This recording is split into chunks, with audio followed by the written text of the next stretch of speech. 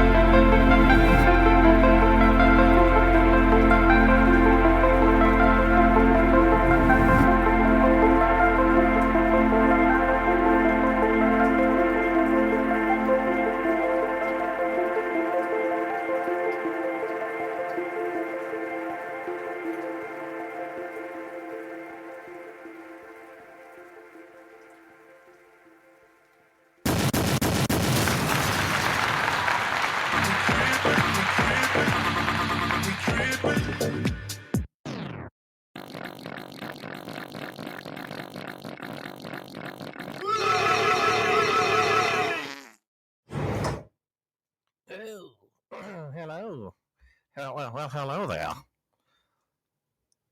Back in the house. 9:30. It's everybody has a podcast. Hope all you and yours had a good weekend. They go by fast, folks, but then sometimes they don't. I don't know. What am I talking about? Say, Wiggy, take out the trash!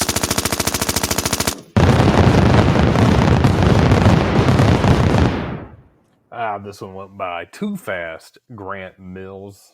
Good weekend. I had a busy weekend myself. Hope all of you out there listening to Everybody Has a Podcast, hosted by Grant Mills with Jay Wiggy, had a great weekend. It was a busy one. Grant, as I said, we did have some UFL. Watched a little bit of that. We'll dig deeper into that in a little bit. Well, let's just go ahead and scratch the surface. What did you do this lovely weekend or the past week after our last week's podcast, Grant Mills? Anything exciting come your way? Not really, man. Just pretty low key. This weekend was kind of raining on and off, so I really didn't do too much, man. Just kind of stayed in, cleaned up. Really boring. Ran errands, nothing too much. What about you? Yeah, same. I didn't get a chance to do the things I like to do. I had a dance recital for my oldest daughter Saturday. Those last a long time. So I was laughing because she danced in 4 different numbers. Each dance is about a minute and a half because I filmed them. So 6 minutes total. The total time commitment from picking up my mother to driving down there to finding our seats to watching it and then driving back was about 6 hours to watch 6 minutes of dancing. So 6 hours. Wow. yeah, with all the driving and the show, and it's well worth it. I love seeing them. He doesn't do a ton of them, but I got to get up, stretch the old legs when I see some other kids doing their solo out there. That was Saturday. weather was kind of nasty this weekend. Didn't get a chance to cut the grass. It looks like shit right now.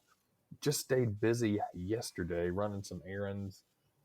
Trying to get, I need some clothes. I need to do a refresh. I went through my closet yesterday, realized I've got a lot of the same shit and a lot of shit I need or want I don't have.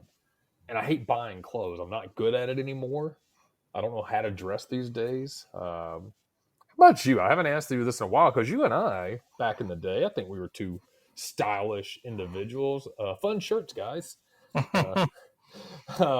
used to go out to places like Buckle, Structure, The Gap, things like that at the mall. What do you do now? Do you still go out like that? Do you buy them online? How do you do your clothes? I have a really limited wardrobe nowadays. I think I threw away a lot of clothes during a move. I don't know. I just went crazy. I started throwing shit away, man. I threw away a microwave, a bunch of clothes, all kinds of shit. And during that last move. And so I just usually I'll get online sometimes or yeah, that's about I'm trying to think when's the last time. Yeah, I think my last clothes purchase has been online. I don't really go anywhere to buy clothes anymore. I did buy a couple of shirts in Walmart, but that was work clothes pretty much. Man, how the times have changed, my friend. They have changed, man. I'm really drab when it comes to wearing stuff now. I'm really low key. I don't buy too much crazy shit, you know? Yeah, I don't either. I've done, when I do buy online, I do Amazon try before you buy. Have you tried that before? I never heard of that. Okay. It's actually pretty cool. They do, see, but here's the thing. They have limited, I don't want to say limited, they have a pretty good selection. Just not everything you may want, but they have what they call try before you buy. So if you have an Amazon account, most everybody does, you can go on there. I think you're limited to 5 or 7 items. Basically, the clothes come in a package, in a little baggie. You try it on. If you like it, you keep it, and it charges you after a 7-day period. If you don't like it, you return it, and you're not charged for it. Oh, okay. Nice. Now, it's really cool with shoes. I actually like that a lot. So when I was picking up some running shoes in the fall, when I got into running a little more, I ordered 3 different pairs of running shoes that were try before you buy. Got to kind of try them on. Man, I didn't want to be an asshole and actually run around the neighborhood in them, but I kind of moved around, see how they felt. And yeah, it's a pretty cool little feature. So I would suggest that. Just, man, with some of the clothes, jeans and shorts, they have a pretty good selection. Shirts, which I could understand, man. They don't want to be getting pit stains in everybody's shit, and then you return it, and then they're like, God damn it. We got to take this shit off the market. We lost money from this motherfucker. No, but it's pretty cool. I'd go that route, and I'll also do eBay still. I love eBay. Look for some clothes on there. Some of them are new. I've seen pre-owned shit that I've ended up buying. But yeah, I go that route nowadays. Man, again, times have changed. I'm budget minded. Yeah, I've done the eBay before with some vintage clothing. Yeah. So that's not a bad idea. I feel like you find some cool stuff on there. I ain't buying drawers on eBay, but shirts, especially vintage, soft tees, workout tanks. I found a lot of those things. But man, one thing that's really changed, kind of my wardrobe is I've found some clothes in my closet that I like this shirt, but they just didn't feel right. So I go down, take it to the tailor down here where I'm at. Guy's been in business for, God, I know 20 years. Well, hell, it's got to be over that, 22 at least, because I took my high school cap and gown to him when I graduated. So I had a couple of shirts a few months back that were kind of flowy on me. They fit really good up top, but they just kind of had like puffed around my waist, made me look big around there, like I had a big ass beer gut. He took them in for me. God, when I got them out, like a whole new wardrobe, man. So good little piece of advice for you guys out there. If you have a shirt you like, man, go get it taken in if you need to. Look better.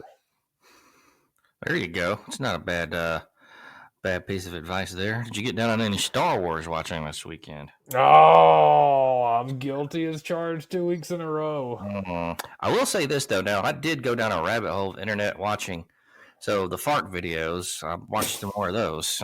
Just like guys in the like Central Park farting. Now, there's a lot of people who do this, but there's only two of them that I really like. Two guys that actually they got pretty good production value. That's Humor Bagel and Gilstrap TV. I think they like work with each other. I think so.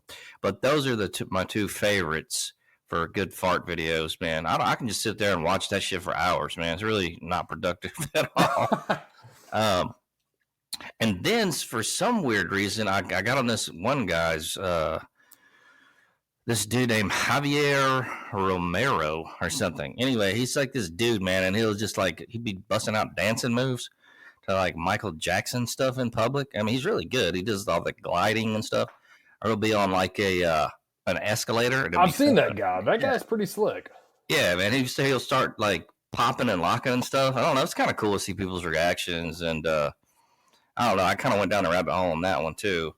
I respect that one. That one's cool because he's really good at it. He's good, man. It's amazing how well he dances. But it's also, I like this shit that's not in your face, not like annoying, like not where if I was somebody around that, I could actually appreciate that. Like, damn, that dude's a fucking good dancer. Somebody getting in my face and farting or pulling shit that's personally in my space, I don't know how I would feel about that. But I can respect the good humor. That's not even so much a prank as a reaction video anyways, but I like that kind of shit.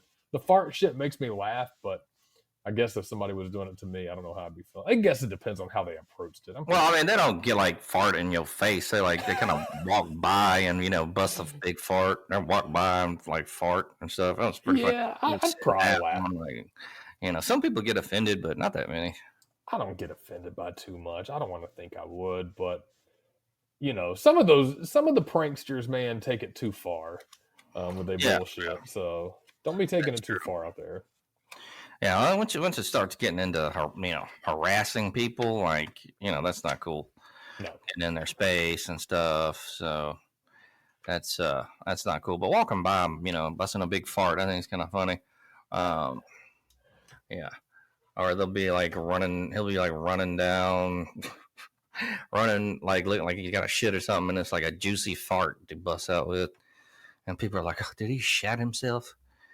So that's their whole thing. But I kind of wish I'd have thought of that. Damn it! Now motherfuckers getting paid off fart vids. Never too late. I don't know. I feel like it's kind of been done.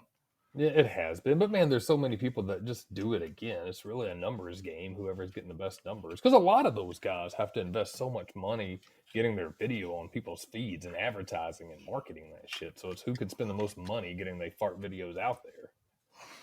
Yeah, I guess. I don't know. I like there's a bunch to do it, but these dudes are cool because I like. There's some of them that are like they do them in Walmart and stuff. I don't know. It's not as funny. Or like the one guy I saw, he busted a fart and then like a fake turd came out of his pants. I don't know. That's a little bit too much for me. Or you see the guys that'll put like fake shit stains on their butt and like walk around in the store and fart and stuff. That's a bit too outlandish. But these guys don't do all that, so it's good clean farting fun. I like good, clean farting fun. I can appreciate that. So, well, that's a good rabbit hole to go down. I am returning to my story. Last week was busy. This week's going to be great because I can see the end in sight for our guys trip next week. So we can be laughing at fart videos. I can catch up on some Star Wars hopefully this week. I'm committed to it this week. 2 strikes, I'm out. Or, 3 strikes, I'm out. 2 strikes, give me a break. Hopefully this week will be a lot more calm, cool, and collected because I'm ready for a chill trip. Well, man, it'll be good to get away, man. It's kind of life is just I don't know, blech, lately, Yeah, I'm with you. Nothing. So, I think we got our boy here. Real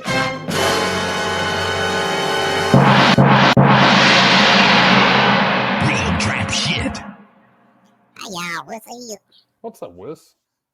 Whis, how was your weekend? It was pretty good. I was just hanging out with the cats and dogs, Baby had to go on a business trip. On a business trip? Oh, okay. Where'd she go? I think it was like Minnesota or some shit. Oh, nice. So you were at home, huh? Yeah, I was at home. I was missing baby, yeah. Oh, okay. I mean, while the cat's away, the mice will masturbate, yeah. Oh God. Well, I didn't need to know all that, but alrighty. I'm glad you had a good weekend. Oh man, and then another show that I was My Strange Addiction. Have you ever seen that? That's some fucking crazy shit, dude. We touched on this. We touched on this a little bit. I've been excited to talk about this. Even made some notes. So, let me ask you this before, because I watched a few, but I think it was the ones you saw too. Did you end up going down a My Strange Addiction rabbit hole? I did a little bit. Okay. So after a little bit, it kind of it's just like I don't think I can watch anymore. But so some of the ones that stood out was the one lady addicted to ventriloquism was just fucking so funny. You had one addicted to drinking gas. What's another one? One is like I think rocks or something. Eating cigarette ashes? Eating cigarette ashes. Yeah, that's another one. Man, so much weird shit. I was all like, man, what is wrong with these people? How the fuck do you become addicted to some of this shit? I don't even know how you would like run up on that, you know? That's odd. Yeah, and there's weird, how do I describe it? Almost categories of addiction, because the ventriloquism, it's really not harming anybody. It's more just like almost a dual personality, something strange like that. Whereas the girl drinking gasoline and the other one who's eating cigarette ashes, dude, that's self-destructive, and it is disgusting. Like the cigarette ashes, absolutely putrid, disgusted me. Watching that, how the hell could you even think something like that would be delicious? Yeah. Yeah, the girl with the ventriloquism, she's really just kind of hurting herself as far as she's weird and nobody wants to be around her kind of shit. But yeah, she's not doing anything else. There was one, this woman who was a bodybuilder, and I think that I've seen her actually on, she's a friend of a friend on Facebook. Ah, really? So Yeah, she was addicted to bodybuilding. I watched that one. She's crazy. She's like 8 hours a day God damn. bodybuilding. Yeah. I saw that with the guy who cycles. Yeah, the cycler. Yeah. Oh, yeah. That's crazy. I've never thought too that how detrimental exercise could be, but like anything, if you take it to that point, he even said his doctor was concerned that he wasn't able to walk again at some point in his life because he fucking rides his bike like 16 hours a day. So weird addictions, man. Yeah. When you tell us, on the weekends, so I went on a date with this girl, or I blamed this girl, whatever you've done. What if you went out and you met a girl and she has a ventriloquist doll there and she introduces you? Are you leaving right away, or are you going to kind of play along for a little bit? I don't know, man. That's be a great story to tell on the podcast. that would be good. That's a deal breaker, but I feel like I kind of want to hang around a little bit just to see, comedy sake, I guess. I think I would too, just to see how far we can take this. Yeah. I remember like watching that one, and then like her sister's like, "Can I just talk to you and not the fucking puppet?" So yeah, well, I don't know, man. I think it's her deal is she's just she one of these people that just, I don't know, awkward and kind of like defers to the puppetry for, make her feel more comfortable, I guess, around people. I don't know. That's creepy. That's fucking odd, man. She wasn't a bad looking girl. I mean, no, not at all.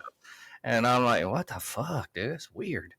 But yeah, a guy eating glass, he just fucking take a damn champagne glass and like chomp on that bitch. I'm like, what the fuck? Yeah, like, I mean, I guess everybody in the world has different appetites, and that's okay. But at what point do you look at a piece of glass or cigarettes or gasoline and think that's got to be yummy to munch on or put in your body? I'm surprised we haven't, especially as much as you look into like world records and strange news, you haven't seen like these people's obituaries yet. Maybe we need to look harder to see if any of them have died since the recording of this show. Because if you're constantly eating glass or drinking gasoline, eating ashes and shit, man, you're killing yourself. Yeah, that's just How fucking weird. yeah. But they have a strange addiction. Obviously, that's the name of the fucking show. But I mean, yeah, I don't. You have any strange addictions? I was trying to think, man. Have I ever done anything weird like that? No. I can't think of anybody. Nothing that strange addictions. I mean, I don't know alcoholics and drug addicts, but those are pretty typical addictions. That's customary. I know a dude that picked his butt and sniffed it. Oh yeah, you know what? I think he's a friend of a friend on Facebook too. butt picker sniffer. Yeah, That's and he was called out by the church, right? Yeah, in church. Oh yeah, that's fucking embarrassing. It was the pastor or somebody that told him that. Oh man, that's got to be embarrassing. Yeah, I know that story. I know that guy. Ooh, butt picker sniffer. That's a pretty bad one. That's a really disgusting one. He was also addicted. He was also addicted to blowing up people's phones. Oh yeah, remember 30 times in a row. That was a weird night. Yeah, was that him or I thought it was another one too. I don't know. Could have been a couple of those guys. That was him. Yeah, blowing up Whis back in the day. Okay. Yeah, so he had some addictive traits, apparently. Smelling his own ass or picking his butt and blowing up the telephone, right? Yeah, that's he was obsessive. I wonder if he still does that. His kids are like, Dad, what are you doing? Oh yeah, you know what? We saw him last summer. I keep forgetting about that. Yeah, we did. That was so weird. Man, I completely forgot about that until you mentioned it. I was about to say it's been forever since I've seen him, but no, it hasn't actually. I didn't really. I guess kind of. I mean, it's not like I sat down there and called up or anything. So I wonder if he did it when he was there, like on the low, try to creep one. He probably did, man. Creep a couple whiffs. He probably did. He probably kind of saves it for new exotic locations and tries to chart out which places on the map he can pick his butt. Oh God, he weird. What is wrong with people? What is wrong with people, indeed? Well, that's a good rabbit hole to go down, man. I think that's a fun show to watch. It's bizarre. It's unique. It made me laugh when I saw a couple of those clips. The ventriloquist girl had me in stitches, literally laughing because I was thinking of those scenarios. Like, what if you go on a first date and she has those? What the fuck is your reaction? Man, but yeah, what if somebody, you go on a date and they're drinking gasoline? Ugh. Man, I'd be like, that's fucking crazy. Get on out of here. Get on out of here. I did have sex with a girl this weekend, though. Oh, did she have a ventriloquist doll? She didn't, but she was so fat, her motorcycle had 2 sidecars, one for each butt cheek. Hey, I'm clip pig. I like it. Yeah, she was a big gal. Big gal, guys. You know what? Sometimes you gotta look past that and look at their personality. Sometimes do what you gotta do, yeah. Well, I don't know. It just happened. Well, what it do? Oh, I don't think there's any more Dark Side of the Rings coming out for this season.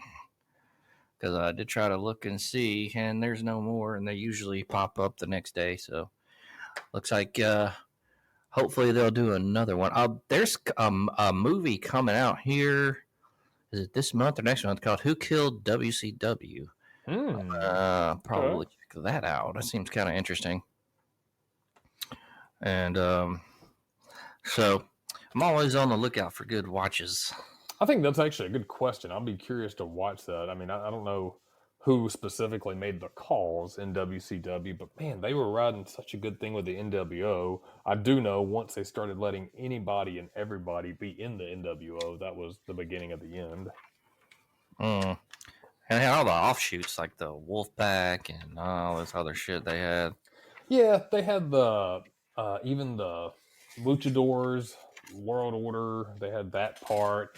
Then like the BWO, Blue World Order, in ECW, everybody started ripping it off.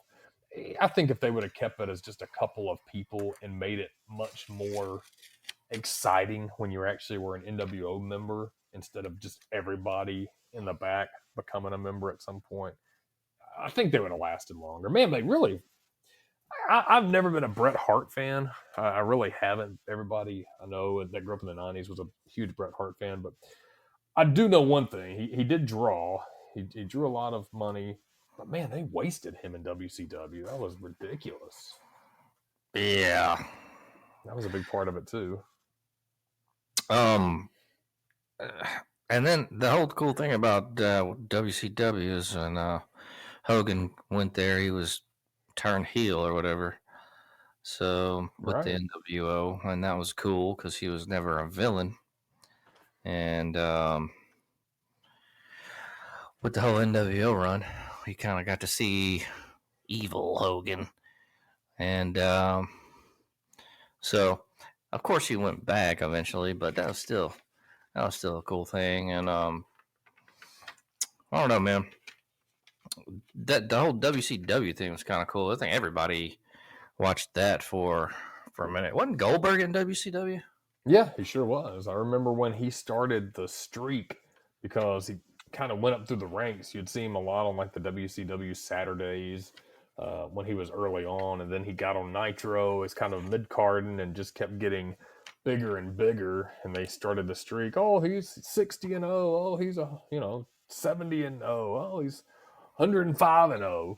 Whatever the fuck it was. But yeah, he was big in WCW. He popped in. It had its time, man. Those days were really good watching that. But I am curious, what was the actual downfall? What was who made the calls to let them do that? I know everybody, kind of had their foot in. Bischoff was one of them. Hogan himself, but from the outside looking in, especially as an older fan and not a kid, I thought the NWO was so fucking cool. Uh, in my opinion, the greatest faction group ever, professional wrestling, hands down. And I just think it should have been more elite. It should have been more reserved for people that needed to be in there. And then they just started letting every fucking person into it. Yeah, the split off. I thought the Wolfpack was kind of a cool idea for a little bit. Kevin Nash leading that. Having the red versus black, that was okay. But it just became too big and ridiculous. Oh yeah, too big and ridiculous. Blah, blah, blah. Well, Nuggets got eliminated. No. Your Nuggets. Yeah, they were losing by 20 and then ended up losing by like 10 or something. I don't even remember the score, but oh man, that's kind of sucky because I wanted to see my boy Joker win again, win another one. He's kind of he's a fun dude to watch because he's big and like lumbering and like he's slow, but man, he fucking gets it done out there. But not this time, but he's different, man. So, but they lost, so they are eliminated, and it's like the Timberwolves are going to move on to the Western Conference Finals, I guess. What that is, Western Conference Final. Yeah. So won't be watching any of that shit. No, not at all, huh? You like playing the game though? Have you been playing 2K or 2K's fun, man. Yeah, it's a pretty fun game. Yeah, playing it's fun. I don't know. Watching, I actually would like to go play basketball again. Go shoot the ball if you'd be down ever. I think that'd be fun. Let's do it. Yeah, let's do it, man. I need to get out more, man. I'm just fucking chilling at the house and just depressed and shit. I don't know what the hell. It's fucking been sucky lately, man. I don't know.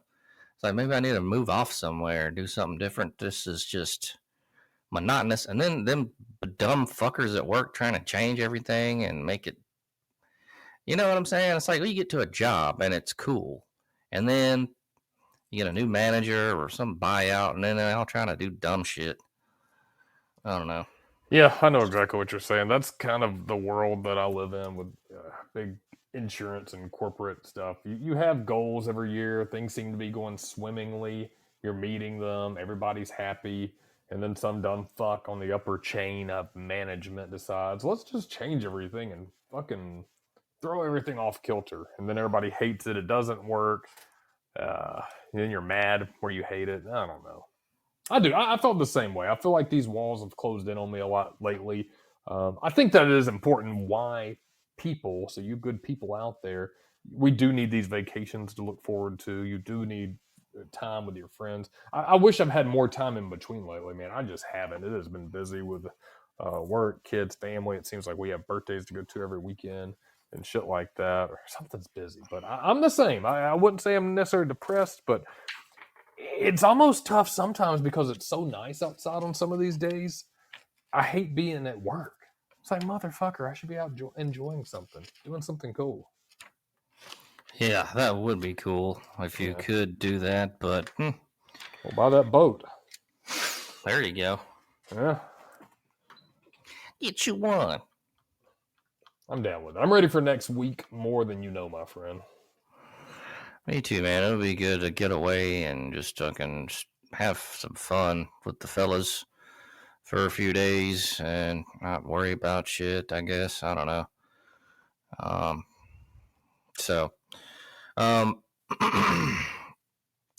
Yeah, yo. Whoa, my God. Whoa. Let's go ahead and I think there's some news going on.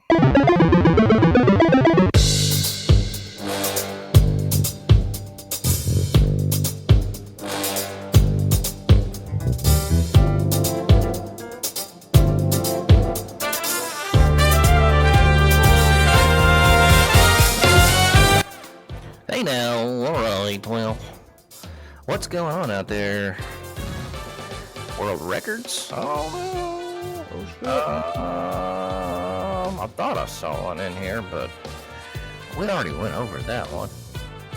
Oh, I think they're making a last push for calling all Kyles. The gathering of... I saw that shit.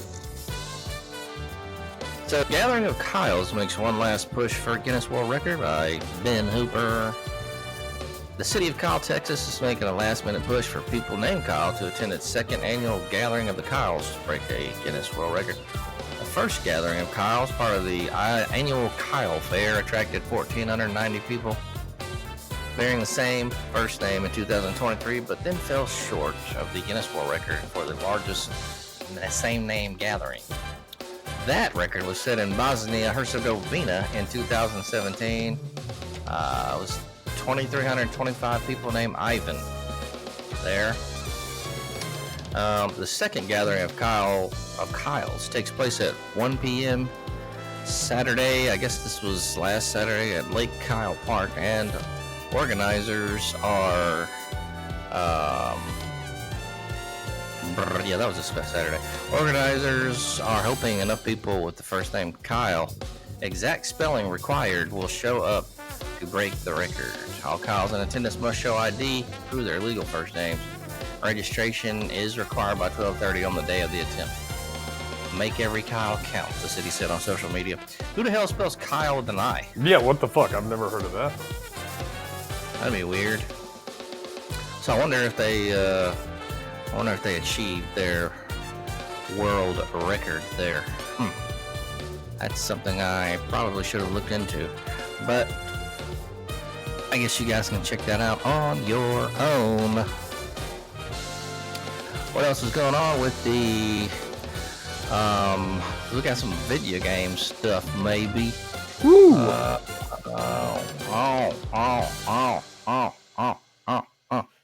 It looks like people are using TVs to jailbreak their PS4s. They'll need a specific and already jailbroken LG TV to pull off this trick. This is by Zach Zween. Jailbreaking a PlayStation 4 might sound tricky, but actually all you need is an LG Smart TV and a few minutes of your time and the internets. Why would you want to jailbreak a PS4? Well, there's a few reasons. For one, it opens the console up, letting you freely back up game installs and saves. You can run emulators on it. And some people are pirating new games and playing them on hacked consoles as well. But we don't do that. Nah. Nah. So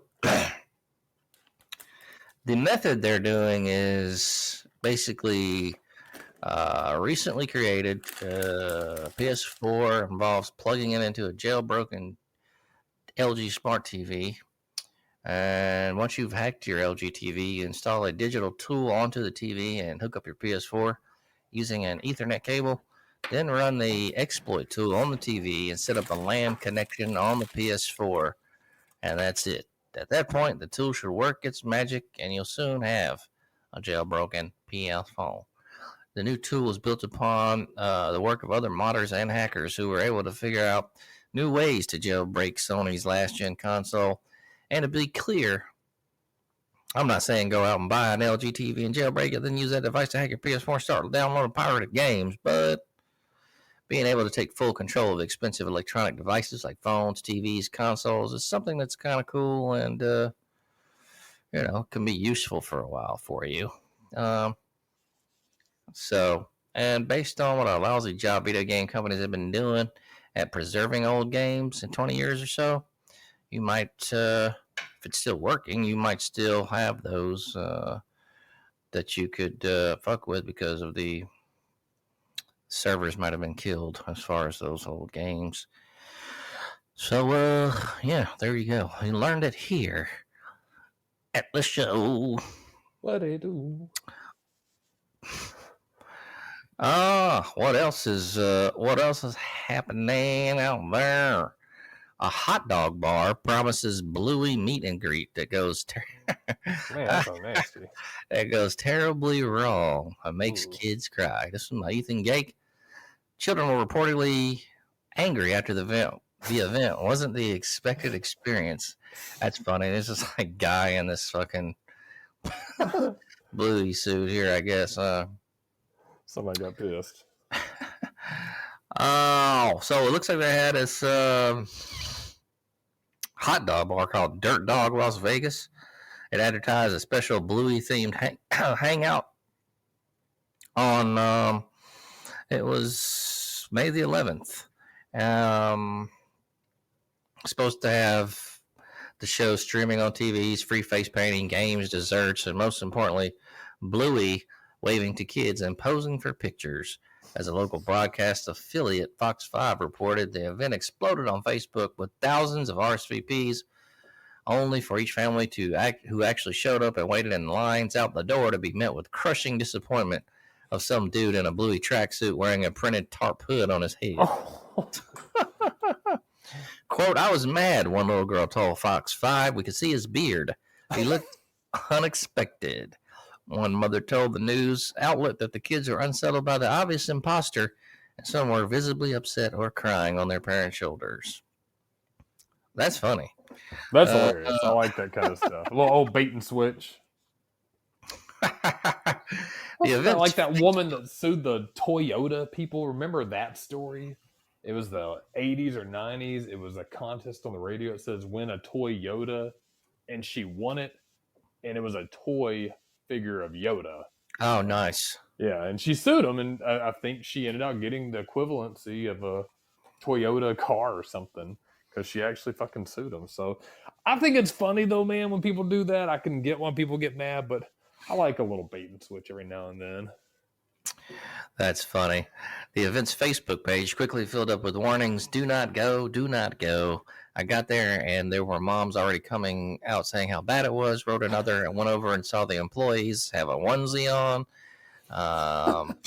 Photos showed an average-looking sports bar filled to the brim with kids, while the Bluey in question stood behind a folding table.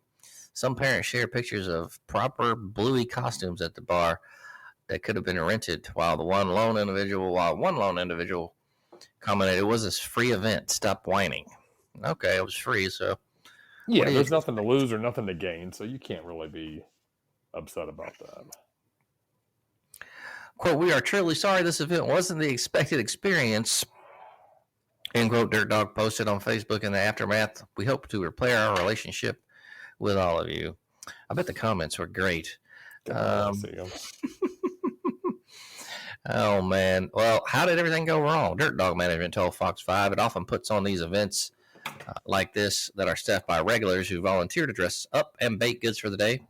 We expected maybe 50 to 60 people, not the sense of like the whole city coming out. Taj Wilder, a spokesperson, told the TV station, just knowing who Bluey is, we would have planned ahead and would have had security. So, bam, boom. It looks like this is, there was another, an AI generated Willy Wonka fiasco in Glasgow earlier this year, minus the sad Oompa Loompa who ended up going viral after everyone fell in love with her following a no nonsense tell all appraisal of the event. So, if it's anything free, y'all don't expect too much. This is why we don't go places anymore, right? Because all the time, everything's full of shit now, anyways. Yeah, that can happen. Yeah. So I think it would have been funny. I probably would have been just laughing my ass off at that damn thing. I would have got a good chuckle out of that. Some Bluey bait and switch. I kind of like that. Definitely straight comedy. What a do? Oh God, what else we got going on here? It's kind of a slow news day, folks. But have you seen any of the cicadas or anything around your way? I've heard people talking about them. I have yet to see one or hear the noise. How about yourself? A couple that ran into my windshield, but nothing crazy. That shit's hard to get off of there, though, man. It's like their guts are shit. They're pretty hard bugs too, aren't they? Right? Yeah, big old motherfuckers. Shit. We do have a world record here to round out the news for this evening. Sweet. An Idaho man snaps 110 pencils in 1 minute. This one's also by Ben Hooper, and you can check this out on YouTube. Serial Guinness World Record breaker David Rush recaptured one of his former titles by snapping 110 pencils in 1 minute. Rush, whose goal is to hold the most concurrent Guinness World Record titles, originally held the record for most pencils snapped in 1 minute back in 2019 when he broke 98 writing implements in the allotted time. The record was broken multiple times in the ensuing years, and Rush nearly captured it with a 111 pencil attempt, but it was disqualified due to an issue with his stopwatch operator. Rush tried again a week later, snapping 110, enough to tie the record set by Ronald Sarchian in 2022. He is now co-holder of the title. This record brings Rush's total concurrent titles to 169, edging him closer to his goal of 181. So, Do you have to beat records, or do you have to establish new ones, or can you do a combination of both? Does that make sense? I don't know. I guess he's doing new ones, I guess. Maybe you can break other ones too. I guess it's both, I would think. I guess you just they have to approve, like, the new ones, I would think. If he's got records like that, snapping pencils and crazy shit, can you imagine the ones they didn't approve, probably? How weird he's probably just... Yeah, I bet there's some weird ones. Yeah, he's probably dreaming of shit at night, and he wakes up in the middle of the night and gets his notebook out and is like, aha! Writes it down and calls the Guinness guy that's probably sick of answering his fucking phone calls. Goddamn David again. God damn it. And they have to go through some big dusty book to see if it's allowed. And they're like, no, David, we can't do that one. And he's like, oh, fuck. Oh, damn it. I would guarantee, though, they've probably turned down more of his ideas than they've approved. I think that's probably a good assessment there. That's a good assessment there, my friend. I would think that, I wonder what kind of job this guy has. Does he do anything else? Or I don't know. He probably has something, but I don't see how you can have a career breaking Guinness World Records. Maybe you could. You think? I'm just trying to see how you'd make money out of it. If you had YouTube videos or channels, maybe local sponsorships. You know what? Maybe if you're in some small town, where the hell's he from again? Didn't Vinegar Bend, Alabama? could be. Yeah, maybe if you're in a small town and you're kind of the local claim to fame and everybody sponsors you. Idaho. Okay, yeah. Okay, so Pocatello. Yeah, well, maybe you can find a way. I saw that this weekend, and I cannot remember where I saw it, but I saw a graphic that some people were saying like there were professional pickleball players making more money than Caitlin Clark of the WNBA. When did professional pickleball players start making $75,000 and $80,000 a year? Where the fuck is this out? Where is this at? I don't know. There was other things too. Like I cannot remember, but like obscure sports that are making almost six figures, and you're a professional athlete technically. I'm not good at pickleball or darts or bowling, but man, I'd do that shit to make almost six figures a year, wouldn't you? Oh, sure. I know. I saw something on TV, cornhole championships. Yeah. So, yeah. So maybe, yeah. You know what? I think it's reasonable that a guy that's has, easing in towards 200 world records, I think he could probably find a way to make a living doing it. Yeah, why not? Yeah, fuck it. Fuck it. Yeah, I could, I don't know, man. People are weird, but hey, man, I mean, if you can make it work for you, then do what you gotta do. Yeah, make money. Do what you gotta do. Make your money. If it makes make dollars, money. it makes sense. Boom, boom, boom. I'm gonna go ahead and take a quick break here, folks. If you want to grab some refreshments and use the bathroom, we got a vintage game review on the other side, and much, much more. See you in a bit.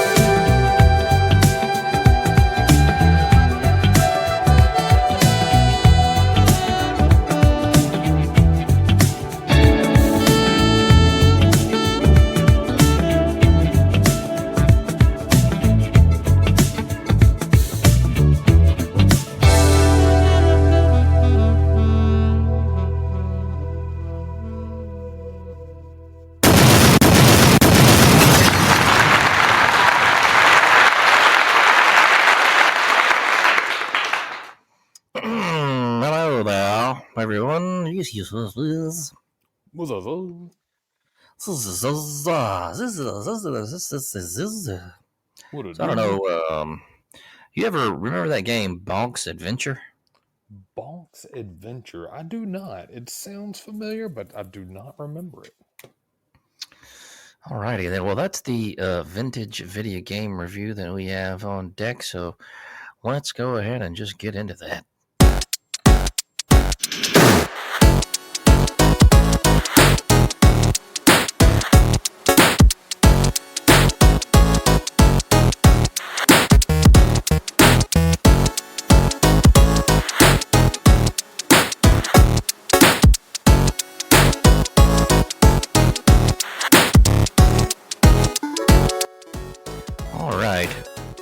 Bonk's Adventure.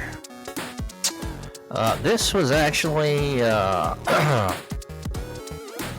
TurboGrafx 16. I never had a TurboGrafx, but I did think it was kind of a cool system back in the day. What the fuck was a TurboGrafx? I've never heard of it. Yeah, TurboGrafx 16. It was kind of it was competing with like the Genesis and the Super Nintendo. Okay. Not as big, but they did have a few cool titles.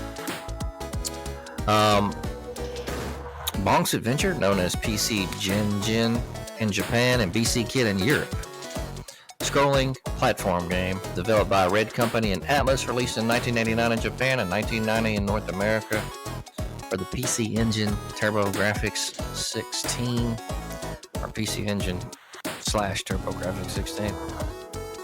The Japanese title PC Jin is a play on the system's original name, PC Engine. Okay, I don't know, was it PC Engine? Okay, I'm confused, whatever. With the European title PC Kid, similarly referencing the system's name. The first game in the Bonk series, it was followed by 2 more games for the TurboGrafx 16 before branching out to other platforms. Bonk's Adventure was ported to the NES and Amiga, as well as being released as a coin-operated arcade game under different titles: FC Jin and BC Jin in Japan and BC Kid in Europe. A completely different game with the same name appeared on Game Boy under the title GB Jin in Japan. So the game takes place in a fictional prehistoric era. His protagonist is Bonk, a strong and bald cave boy who battles anthropomorphic dinosaurs and other prehistoric enemies.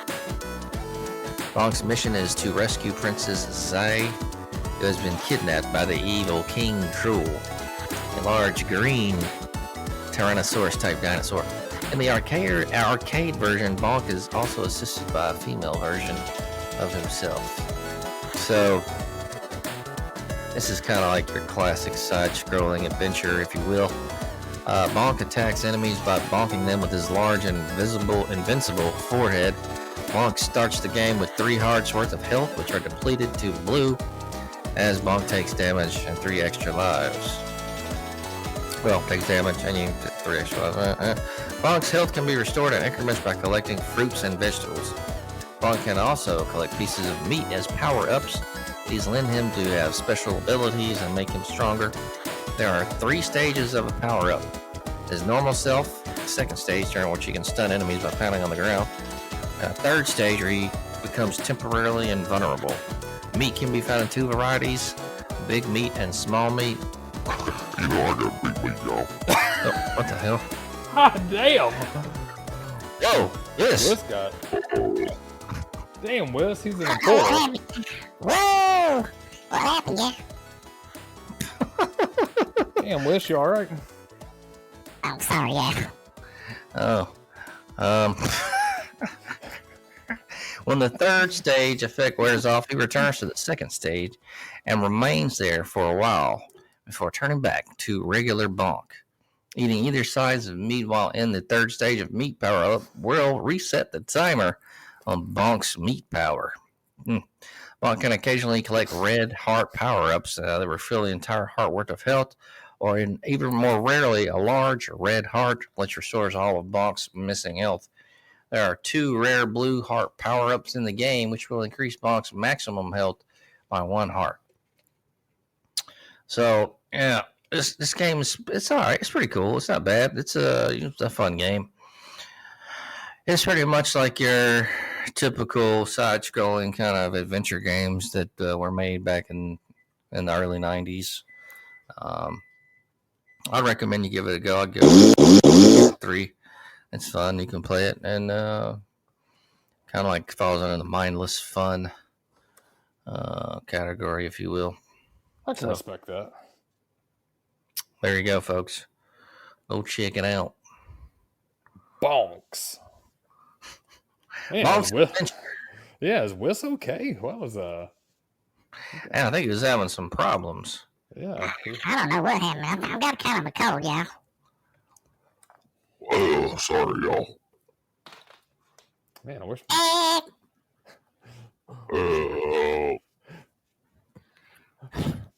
Whis is having problems, so. Whis in a time portal. I don't know what's going on with him. So yeah, you can get a port of this, or I think it's not saying if they have any new versions because I didn't see any. But there's a TurboGrafx 16 Mini. Huh. Cool. I'd like to try that out, man. I've never heard of that, so that would be cool to try out that 16. I like the old 16-bit systems. I definitely heard of it back in the day, and I wanted one, but like there were so many systems out back then. It's just like, you had the Genesis, Super Nintendo, and TurboGrafx, and then the Atari had one that was like. Was it 3DO or the Jaguar or something like that? I remember the 3DO. Yeah, they had that had an infomercial that came on at night. Did you ever see that? I don't think so. Yeah, unit I had that I really liked was Web TV. Did you ever have a Web TV? I never had a Web TV. Yeah, I was a big fan of it. I thought it was cool. That was like my first computer because we grew up pretty poor, and my parents also didn't believe in having computers. They didn't care. They were not very technologically savvy people. I take that back. My granddad actually had an old Mac that he acquired, and I've seen those things go for so much now on the internet for sale. I can't remember what kind it was, but you would recognize it instantly. And he gave it to us, but it was at that time mid-90s was outdated, and we could never get onto it anyways. I think it was locked up, so we kind of had a computer that didn't work. Anyways, beyond that, we would see the Web TV infomercial, my brother and I wanted one, so I worked all summer to get it. And my parents actually set up an account where I would put money in, and I would pay the monthly bill. It was like $30 a month to access the internet through it. You put your phone line in it. Pretty cool little thing. You couldn't really play games online, but you could surf the web, do email, shit like that. Yeah, I remember it, but I just never. I think I had a friend. I think LD had it too. Oh man, I could see that. That's fun. Well, you know what? I actually go back one further. This would actually be a cool vintage review, but I don't know how you would review it because it's not really a game. The X-Band. Did you ever hear of X-Band? No. X-Band was this purple adapter that you plugged into your Super Nintendo or your Genesis. My brother and I had it for Super Nintendo. So you plugged it in, almost like a Game Genie. You would plug it in, and then you'd plug the game on top. You plugged a phone line in the side of it, and you could play players, locally or nationwide. So it dialed up like Killer Instinct on your phone line or Mortal Kombat, whatever game you had. Huh. And you could play somebody. The only shitty thing about it was nobody remembers this. If you're under 40, maybe not. If you're our age, probably. If you wanted to do long distance, it was charging you long distance charges per minute. And you're still paying for the X-Band system. But you could use it to access internet and email too. This was when I was in 6th grade. What the fuck would I have been? 12, 13? Yeah, 12. So it was cool. We had it for Super Nintendo. We found a guy in Alabama who also had one. I think he was in Silicaga. My brother and I played him in Killer Instinct a couple of times here and there. It was laggy, slow, not that fun, but cool concept. Kind of online gaming before it really took off. So, It is kind of interesting. curious if they actually have some of those on eBay. I'm gonna look on my trusty computer right now, pull up eBay, and see if an X Band is on there. I don't even think anybody. Oh, there's one. Oh, new factory sealed vintage Sega X Band video game modem, 1994, still in the package, $101. Huh. Yeah, neat shit. Before it took off, so the glory days, I guess. The glory days, folks. Oh damn, they have a SNES one still in the pack, $120, $185, $175. That one's out of the box, but it still has the box. So, How much were those things originally? I want to say they were around. God damn it, I'm trying to think. Wasn't cheap. I remember there was you bought the thing, and it seemed to me like it was like maybe $60, $70 around there, something like that. I don't know, but I know there was like a $15 setup fee and then a $30 like monthly gaming charge, something like that. It reminded me though, it kind of took me back a little further when I thought about web TV.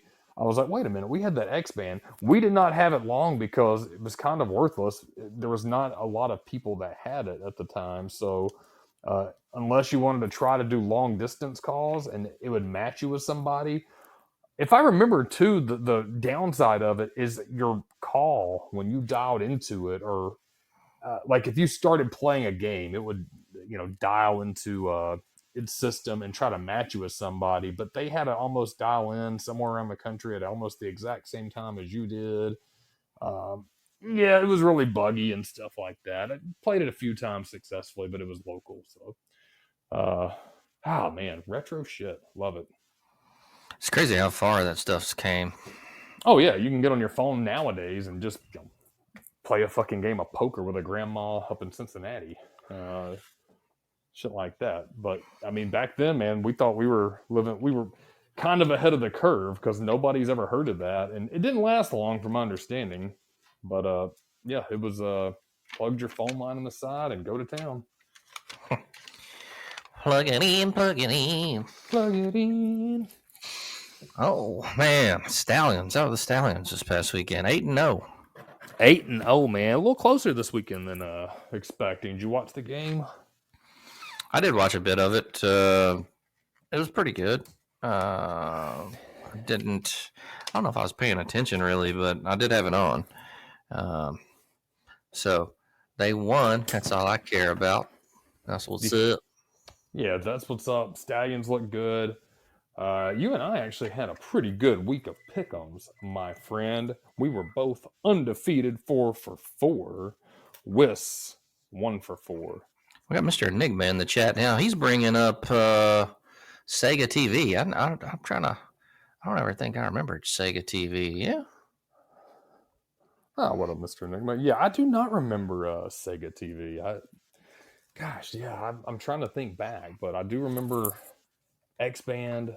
There's a couple other things like that. I'm sure there were several of them that I'm not even aware of. But I don't remember Sega TV. All right. Let's see. Let's get him on. on. Hey, Mr. Mr. Really Enigma. don't remember Sega TV? I don't remember Sega TV. I remember. So the cool thing about it was that Sega was the first one to come up with this idea. And what Sega TV was that it looked like a regular Sega Genesis cartridge, but it had the connections for like your cable TV connection that got plugged into it and the internet cord.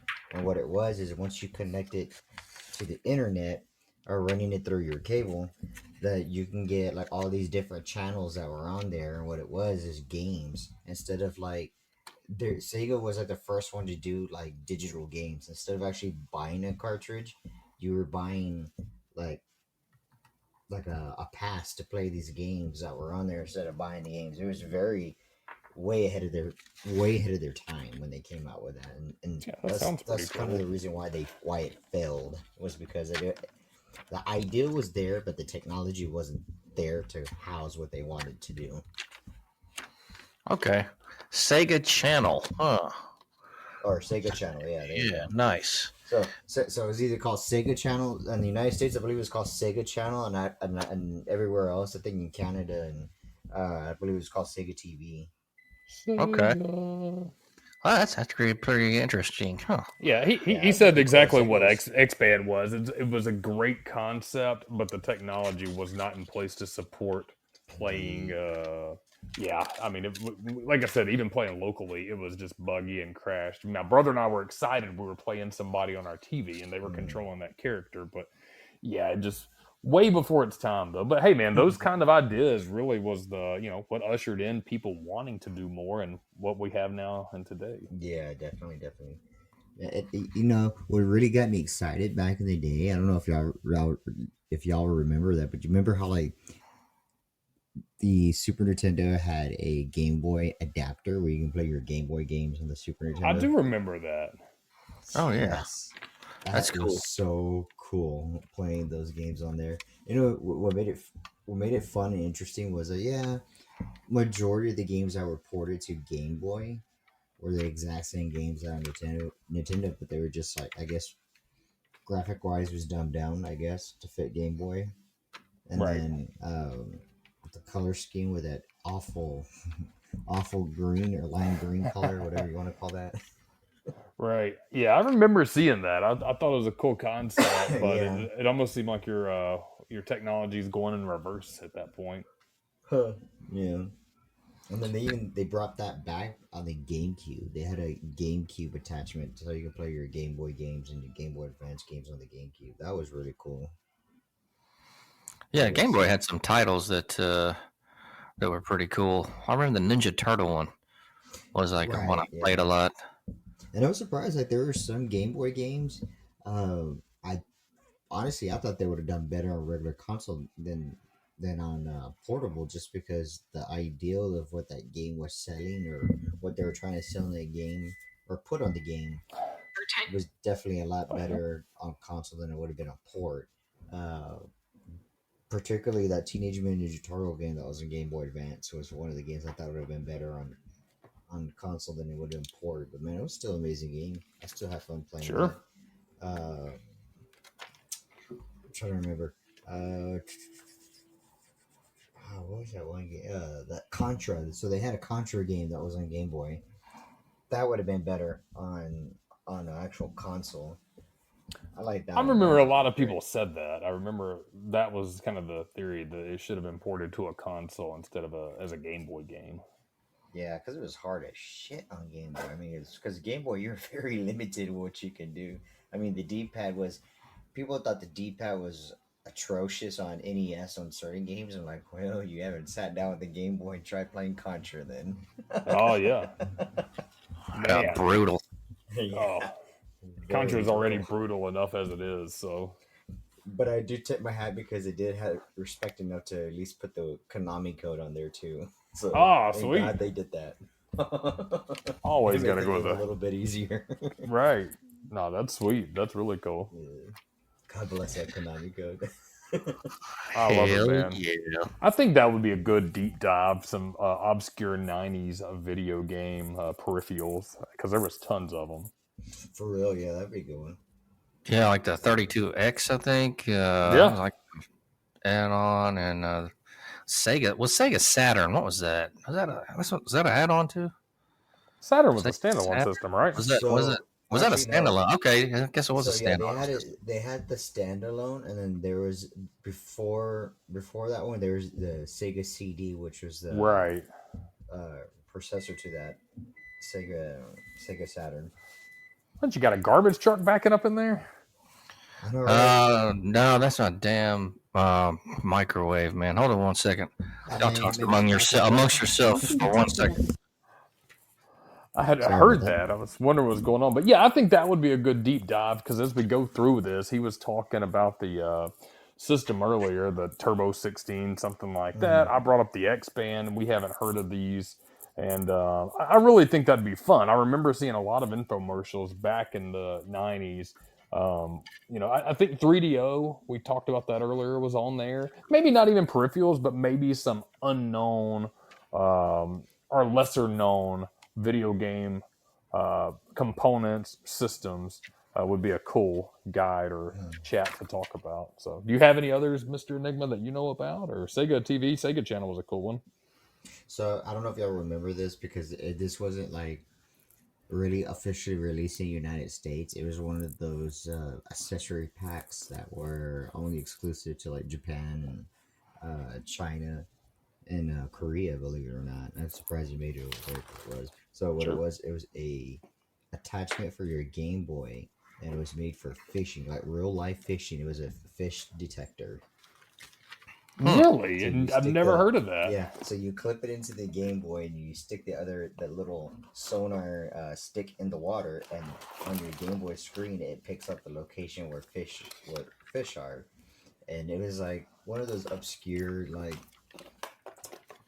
90s. They were trying to port it to the United States, but it never really got off in the United States because it was just one of those things that were just didn't seem feasible in the United States. So they was, of course, the United States. God bless the United States because there's a lot of accessories that never got ported over to the United States from Right. like from Japan. And you got, besides that one, you also had the attachment for kids who were, believe it or not, this as crazy as it sounds, but kids who were paralyzed who couldn't really move their hands or their arms very well, they had this accessory that helped them play games, and they just like, how like on in the medical beds they had that little straw thing where they blow into it, or they Oh, yeah, and sure. so yeah, they had that as an attachment for the Game Boy, so that they could play the Game Boy, which was really cool, really smart at the time, beyond like way beyond its uh, the time period where you thought that would come out in. But I mean, they had that, but it just never got ported to the United States. Huh. I thought that was really cool.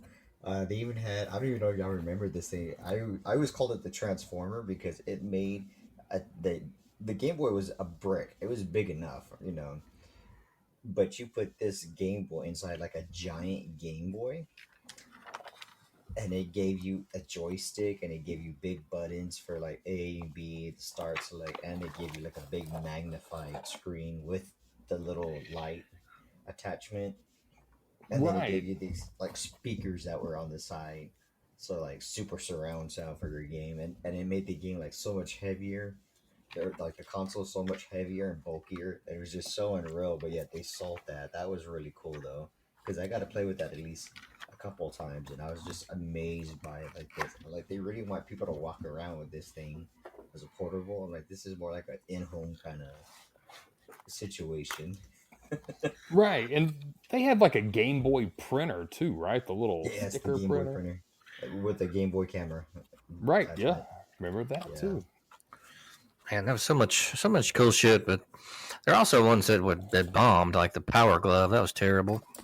I don't think Great anybody liked ideal, that. but the technology, again, another thing that the technology wasn't there because it was so glitchy. I remember I had one and it was just horribly glitchy. The movement was like it wasn't there. Like, I mean, like it'll do certain things, but like the race car games, it was fine with the race car games. I was able to drive the car with the Power Glove fine, Sure. but when it came to like the fighting games or like the side scrollers, it was just What you would actually want to use a Power Glove for? right. A fighting It was, game or something like that? the boxing was god awful because it would not throw the punch the way I wanted to. Instead of like when I throw a jab, when I'm playing knockout, it would do like an uppercut. I'm like, no, not the uppercut, jab. Yeah, that thing could have been really cool because it looked really cool. And man, if they would have just had the technology when it came out, I feel they would have rolled it out right, and everything would have been And too many kids were getting electrocuted by it. I don't know if y'all remember that. Oh, No. I Article. didn't hear about The, that. the Wow. kids were getting electrocuted by the power glove, so that's the reason why they like Damn. canned the power glove as fast as they did. It came out fast and it went out faster. Huh. I did not Well, know damn. that. Yeah, look it up. It's in a way it's hilarious because you could just think about a little kid playing. It's like, look, it's what I'm doing. Ah, Oh man. so mom electrocuted me. Hey, I'll be suing the hell out of Nintendo. Yeah. Oh yeah, they got sued. They got sued, but you know what they say about these companies that have big money is they keep everything underneath the table. Oh, hush hush. They don't really let it go out too much out in public. Sure. Right, You just right. gotta have a keen eye for these articles when they came out because just like just like a fat kid in a candy store, the fat kid's gonna go crazy and grab all this stuff, right?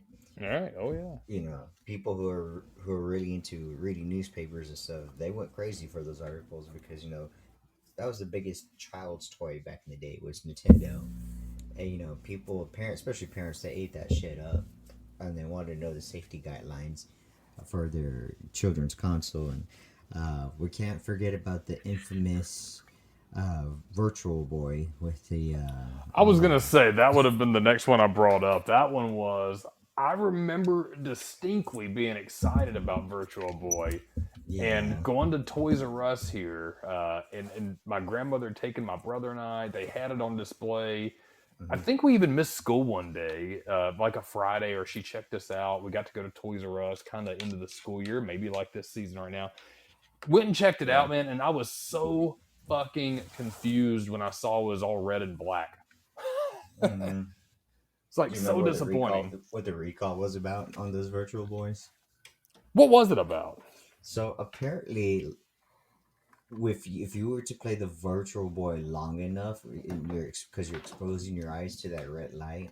So apparently, kids were going colorblind, or people were going to colorblind to the color red. They could not see their color red anymore, and then they were having vision issues where they were losing eyesight, like certain Damn. distance. That's fucked. Yeah. So I was like, Man. damn. See, do you have a MetaQuest or anything? Or the latest one's 3, right? But this guy was telling me that the MetaQuest 2 is really cool, and I've been wanting to try that Pro era, NFL Pro era. Like I don't have one of those, but I've heard of those MetaQuest. Huh. Well, the MetaQuest 2 is like only $200. I think the new one's like $400 or $500 or something. So he was like, "Yeah, man, this one's only like $200." That augmented reality, right? That AR thing. Yeah, virtual reality gaming system. Yeah. You can get them online for like 200, and I was thinking about getting one. I don't know. See, what That'd be the one I cool thing get. about those is I don't know if y'all have heard of it or seen it, but they have interactive movies you can watch with those, and that actually puts you in the movie. Really? I've Oh, never heard of this. See, I'm like so So- behind. Yeah. So okay. So there's this the girl from Cobra Kai, the one that plays the mean chick or the supposed mean one from that's in Team Cobra Kai in the beginning. What's her name? Peyton List. So Peyton List, she made a virtual reality movie where she's one of the characters that like one of your friends in the movie, and you're one of the characters and you're trying to escape a serial killer. So imagine watching a virtual reality horror man. movie where you're in the movie and you're trying to escape a serial killer at the same time while trying to enjoy the movie. You know how freaky that is? Dude, that is That would be, yeah, that would be So there's pretty. multiple endings to that movie depending on what you do. So apparently, according to the makers and stuff, and they're still trying to push virtual reality movies. And rumor has it that the movie theaters, they want to experiment with virtual reality movies at a movie theater. I don't know how that's going to go with a bunch of people strapped with the virtual reality headsets and gloves, or I don't know, joysticks, whatever you want to call them, whatever they're going to use to move around. But that'd be interesting. Yeah. I've got a couple of buddies that have that. But see, what's bizarre to me is after they were so into it at first, and now they don't play like the virtual reality shit anymore. I think they I don't know, maybe it's just limited right now. But it sounds like there's cool shit on there. I wonder how much I would actually use it. Yeah, that's kind of what I was You know, thinking. virtual reality messes with your depth perception, right? I could imagine. That seems. I So can see you it can fucking with only it. you can't really play it every day for hours because it'd be too dangerous because your mind's depth perception of what you're seeing is going to get off because it's not coordinating or balancing with reality. It's still Man, you trying be to on that for like 5 hours and go drive in the car and see off a cliff. have fun with that. Yeah. Yeah. Yeah, that would be fucked. Oh, that shit. Eminem song. I just drank a fifth of vodka. Dare me to drive. Yeah, I've been on the metaverse. Dare me ask to drive. Yeah. That's funny. Yeah. Well, fellas, we got 96 days until college football. Oh my god, I love it. I'm ready. So excited. Y'all hockey fans? Y'all been keeping up with hockey or no? Never watch hockey. You know what? Well, we're in the South. It's not really prevalent down here so much. We have like. I live in the South too, and I love my hockey. Oh, okay. Well, what team do you pull for? Ooh, Dallas Stars. I knew he was going to say Dallas Stars. Yeah, for sure. I mean, I could see that. That's yeah. I mean, when I was in Arizona, I went to a Phoenix Coyotes game. Now, wait, did they just not move the Coyotes out of Phoenix, or they no longer a team? I don't know. That's a good question. I totally forgot about that team. Now that you mentioned it. Yeah, well, I went to a game or two and, had a good time. It was cool to actually get, and it's one of those things, like in person, I can go watch a basketball game. I don't really watch it much on TV. Same with, going to baseball minor league. I can watch that in person. And hockey was super fun to go see in person. But yeah, on TV, I just never watched it. So at my town, we had a minor league team. Minor league hockey team, and that team was like literally every game was practically sold out every single game. Maybe there was a couple of chairs that were open, but practically every game was sold out. Man, they better be fighting every game. They pissed everybody off when they sold that team mid-season. Well, we had one like that, the Birmingham Bulls. It was pretty popular for a time there. I think it came back, but I don't understand why they sold the team. I was like, why would y'all sell the team when y'all are making so much money here? No shit. Team? Like, I don't get it. And so, I mean, like the season ticket holders. I mean, everybody, even the whole city, was signing petitions to stop the owner from selling it because we wanted our hockey team here and stuff. But nope, they wouldn't listen. Even though we had all the signatures on the petition to keep the team here, they wouldn't listen. They sold the team off anyway. Did you guys get another team, or did you just no team anymore? No team. But they promised us that they were going to bring another hockey team. They said they promised us a hockey team. They promised us a professional football team. Oh shit! Baseball team. And I'm not holding my breath on this. We got a football team. We finally got a football team, but the baseball and hockey team, I'm not holding my breath on that. I need to make a correction. 95 days until college football. 13 hours, 6 minutes, and 2 seconds. Oh, that's a good correction. You got yes. it down to the line. I love it. We're going to make sure we come correct here on the show for you guys. I don't be giving out any bogus information. So, yeah, when it comes to 90s nostalgia and college football, we try to maintain a sharp degree of accuracy. Yeah. Oh, baby. So, UFL action, we're going to go ahead and do some picks, I guess. Now, this past weekend, the Stallions won. I don't even know. Do you have the results there, Wiggy? Yeah, I got the results. I gave, who'd we have? We had Grant Mills, me, Jay Wiggy, and Whis in my handy-dandy notebook here. What week was that? That was week 8, right? That was week 8. Week 8, man. Time flies. You and I were undefeated last week, 4 for 4. Oh, baby. Yeah, great picks. We were on the same page. And the Cholo. That's what's up, baby. Yeah, Whis. What about Whis? Maybe Whis's head cold was fucking with him a little bit because he sounds like Optimus Prime, but it was he was 1 for 4. Fuck you, asshole. Oh, all right. Well, we got a doubleheader on Saturday and then a double on Sunday because that's how they do this here. We'll get Mr. Enigma in on this as well to go ahead and do picks with us. Let's go ahead and start with the first game: Battlehawks versus Renegades, 11 a.m. ESPN plus ABC. I'm gonna go with the Battlehawks on this one. What about you, Mr. J. Wiggy? I will go with the Battlehawks. I think they're the second best team after Beham. Mr. Enigma, you been watching any UFL? Oh yeah, definitely. Okay, sweet. So Hell yeah. I had to agree with you. I'm going with the Battlehawks on that one for sure. The Battlehawks. I mean, I'm not dumb, but I'm going with the Battlehawks, y'all. Yeah, I don't think the Renegades are going to do anything. They're terrible this year. They had suck. one fucking win. I don't even remember. I was gonna say like their quarterback. I don't know what their quarterback is smoking or if what he's doing before the game because man, like some of the passes he's thrown, I just don't understand why he would throw them because they were the horrible ones, the ones that I've been seeing were all interceptions because he's throwing them right at the opponent. I'm like, dude, that is not your teammate. Where are you throwing? Yeah, he got somebody, So I some think he's cockeyed. organized crime member in his back pocket. Yeah. Swaying the games. I think that's Luis Perez. I think didn't he play for the Stallions at one time? I think he did. Did he not? Yeah, and then I think he went into the NFL on a practice squad somewhere, like maybe LA or something. Yeah, they're like, Yeah. Yeah, and now he's back again. So we'll see about that, Bo. Next game, 2 p.m. ABC ESPN Plus. It's our Stallions versus the Brahmas. I'm going Stallions. What about you, Jay Wig? all the way Stallions. Mr. Enigma?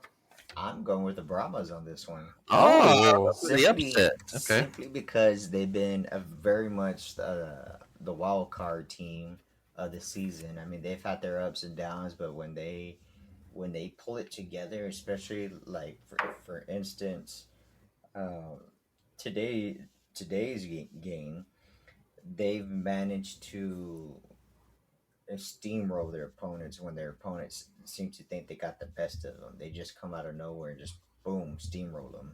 So I think we might see a repeat of that. Yeah, they're on a 2-game winning streak. They pretty good road team. Phillips 3-1. has turned them around a lot. I'm really surprised the way Phillips has been coaching the team compared to what was their first coach called? He was a football player, former football player. Who was that? I cannot remember. But oddly enough, the Brahmas actually have the best points against. So pretty strong defense, which is strange. But their points for, their offense is pretty middle of the road. But 6-2. I don't think that's a terrible pick. I can respect that. Yeah, they're definitely a contender. What about you, Whis? You know I'm going with the Stallions, Buffy. All right. Stallions for Whis. And then we have the Sunday slate, 1:30 p.m. Fox. Panthers versus the Roughnecks. I'm going Panthers on this because Houston's just been terrible. What about you, Jay Wig? Yeah, I've actually liked the Panthers. They look pretty good, been pretty consistent. So Panthers for me. Mr. Enigma, what are you going to call an upset on this one or what? You know, I'm gonna say it's gonna be an upset. I'm gonna say the Roughnecks are gonna win that one. Damn. Okay. All right. I think they're gonna barely pull it off at the end. It's gonna be a very close game though. I like it. I think it could happen. You never know. You know, it's that's part of the game. What do you think there, Whis? Well, you know, baby thinks I'm a roughneck and a rough rider, so I'm going with Houston on this. I'm going to go with Bashburn and see about this looking upset, yeah. All right. Okay. All right.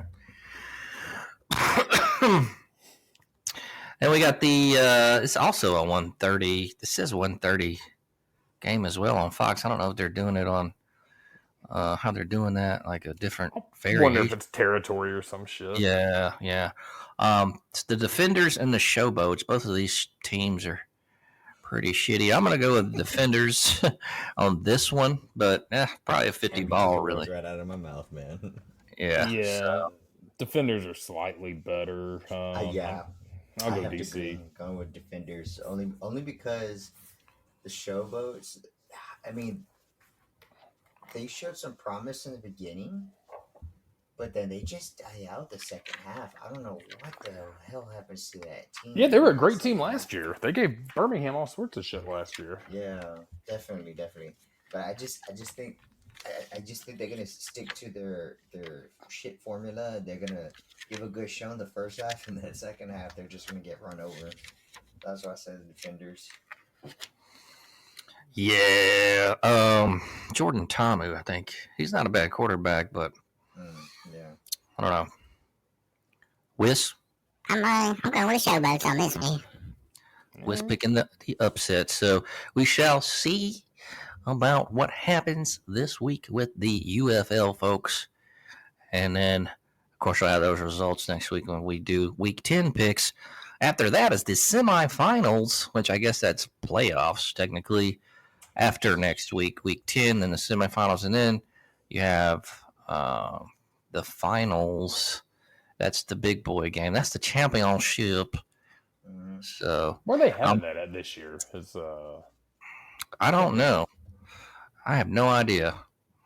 I know the hub's not in Beham anymore, so I'm not sure how they're going to do Texas, but I think you're right. I think you're right about that. I know last year they had it in San Antonio. I don't know where they're having it this year. Yeah, because they were the XFL last year, and then the USFL were Birmingham last year, and then or the past two. So I'm curious where they're going to combine that. We'll have to look that up and figure that out. But no, it's been a good season. I think the ratings have been really well for spring football. They want to commit to being a spring football program. They have no intention of competing with the NFL. It's kind of a feeder league, and I really think that's the best business strategy for the UFL. I hope they continue that. I've enjoyed watching it. Got to tune in a little bit. I don't know if I would say they're not a competitor with the NFL. I mean, the rules are different. I find their games more exciting to watch than the NFL. I never thought I'd hear myself say that, but I have to say that I do find them a little bit more entertaining than the NFL. I agree with you. I just think if it's not a spring league, they're not going to compete head to head. I read a good article when they were originally the USFL. Okay, if you put it that way, yeah. Yeah, back in the '80s, and I think it was Trump behind that when he wanted to compete against the NFL, and that's why it went down. You're not going to compete with an established league, but you definitely can be the dominant and the only spring league. AFL. I don't know if y'all remember the AFL. Yeah, sure. Okay, so what happened with the AFL? Practically, what happened with the XFL back in those times, just because the investors were pulling out, just like the AFL, the investors were pulling out, and that whole league collapsed. So XFL, they were losing investors too, and they just couldn't find people to invest in the league, and they just closed it right at the end of the season, or I guess like mid to end of the season, and a lot of people were upset, especially the season ticket holders.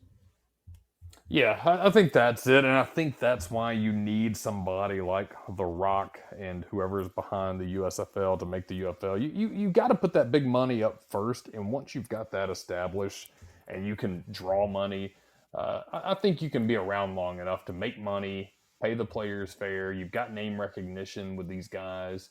I think it can be a good spring league, and it is a good spring league. So yeah, I mean, The Rock has plenty of experience in football. He played for Miami College, and man, he was a phenomenal football player. It's just a shame that he got hurt.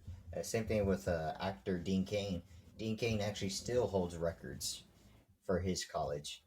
And I don't think anybody's going to beat those records. He was a badass football player. It's a shame that he got hurt too.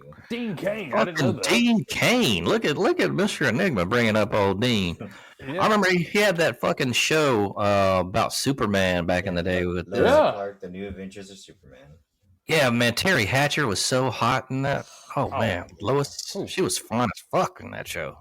Yeah, dude, I remember that. They never finished that show. The last episode they filmed, it just like that was it. They filmed that last episode, and the last episode. At the end of that episode was Lois and Clark finding a baby wrapped in a blanket with the Superman S on it, and that was it. It's like they never finished the show. They canceled the show. I was like, why would you cancel this show? It had the viewers, it had high ratings, and y'all canceled the show. You go, man, I really wish they would have like continued the show. Get Terry Hatcher to come back with Dean Cain and be like an older Superman and older Lois Lane and have them. Yeah, Grandpa Superman. There you go. That'd be cool. We could see her big tits again. Oh, yeah. baby. I tell you, she's the prime of daytime television back in the day. Oh yeah, Oh, man. yeah. I want to see him. Oh, man. Well, fuck, fellas. We got the fucking week coming up. Mr. Enigma, what you got going on this coming weekend, my friend?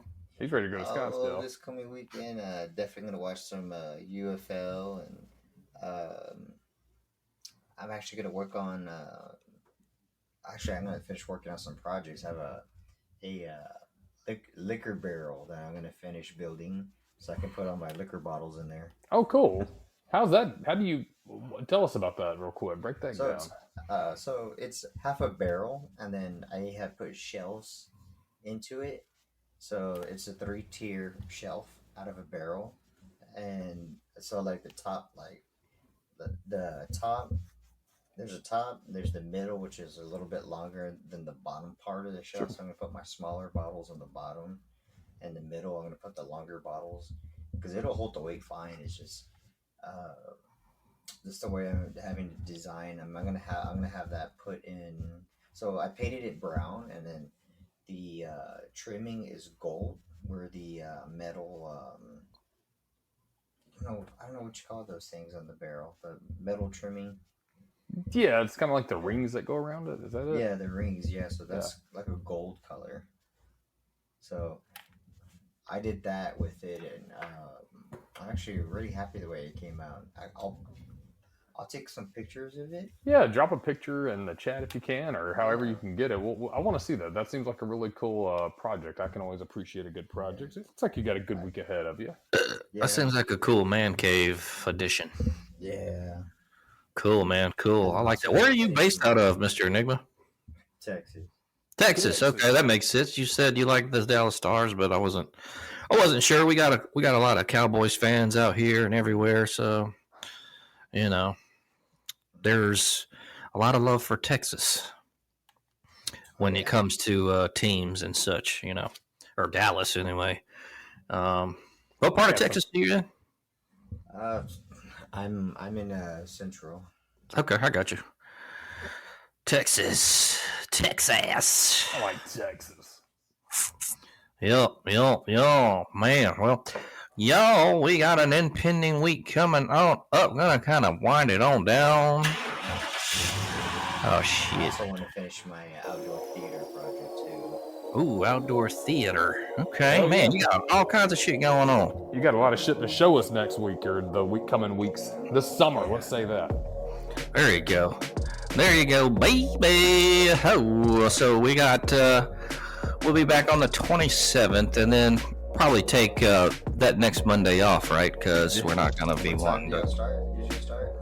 9:30 Central In the every dirty. Monday. In the dirty. 9:30 in the dirty, baby. All right. So, yeah.